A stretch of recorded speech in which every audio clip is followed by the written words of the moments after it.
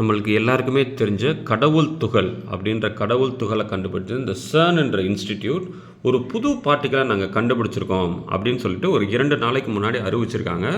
எப்படி அவங்க கண்டுபிடிச்சாங்கன்னா, இவங்க ஒரு டிடெக்டரை யூஸ் பண்ணுறாங்க. அந்த டிடெக்டரை வந்து அப்கிரேட் பண்ண உடனே இவங்களுக்கு ஒரு புது பார்ட்டிக்கல் கிடச்சிருக்கு. அதுதான் இந்த பார்ட்டிக்கல் 2C 1D. என்னது இது 2C 1D அப்படின்னா, நம்முடைய அடிப்படை பொருட்கள் எல்லாமே இந்த மாதிரி குவார்க்ஸ்னால ஆயிருக்கும். மொத்தம் 6 வகையான குவார்க்ஸ் இருக்குது. Up quark, down quark, charm quark, strange quark, top quark, bottom quark. இந்த 6 குவார்க் இருக்குது. இது 2 சேரும், இல்லாட்டினா 3 சேரும். இப்படி சேரும்போது புதிய புதிய பொருட்களை வந்து உருவாக்கும். எடுத்துக்காட்டுக்கு பார்த்தீங்கன்னா, புரோட்டானில் வந்து 2 அப் குவார்க் இருக்குது. ஒரு 2 அப்பு, ஒரு டவுனு. அதே நேரத்தில் நியூட்ரானில் பார்த்தீங்கன்னா 2 டவுனு, ஒரு அப்பு. புரோட்டான் பார்த்திங்கன்னா ஸ்டேபிள். புரோட்டானை அது ஸ்டேபிளாக இருக்கிறதுனால தான் நம்முடைய அணுக்கள்லாம் இயங்கிக்கிட்டு இருக்குது. ஆனால் இந்த புதிய சில குவார்க்ஸு சேரும்போது அது வந்து அன்ஸ்டேபிளாக இருக்கும், டபக்குன்னு டீக்கே ஆகும். அது அவ்வளோ ஈஸியாக கண்டுபிடிக்க முடியாது. அப்போ டிடெக்டர் கண்டுபிடிக்கிறதுக்கு முன்னாடி அதை செத்து போயிடும்னு வச்சுக்கோங்களேன், இது ரெண்டும் சேர்த்தேன்னா. ஆனால் இவங்க என்ன பண்ணுறாங்கன்னா, இந்த டிடெக்டரை அட்வான்ஸ் பண்ணும்போது இவங்களால் என்ன பண்ணிடுதுன்னா, அந்த புதிய குவார்க்ஸை உருவாக்க முடியுது. அப்படி கண்டுபிடிச்ச குவார்க் பேர் தான் இது. இதோட பேர் வந்து பார்த்திங்கன்னா இந்த C++. இதுதான் இதுக்கு என்ன பேர் வச்சுருக்காங்கன்னா, இதை எப்படி கூப்பிடணுன்னா, இதோட வந்து C++. இதுதான் இதோட இது CCC+.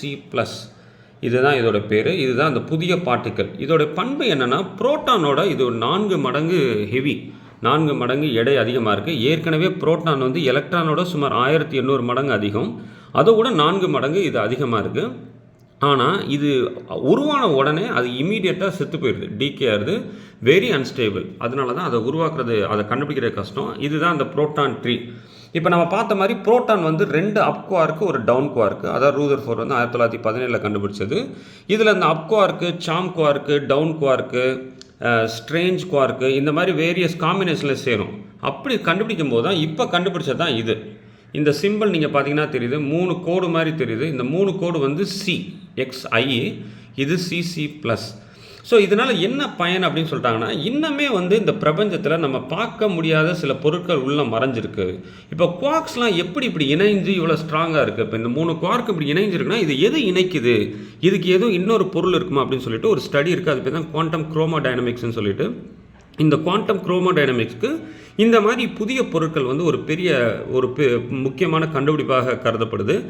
அதனால் இது 10 வருஷத்துக்கு அப்புறமா ஒரு புதிய இது பண்ணியிருக்காங்க. இன்னமே இந்த டிடெக்டர் ரிஃபைன் பண்ணியிருக்காங்க. அவங்க என்ன சொல்கிறாங்கன்னா, இன்னமே நாங்கள் புதிய பார்ட்டிகள் நாங்கள் கண்டுபிடிக்க முடியும்னு சொல்கிறாங்க.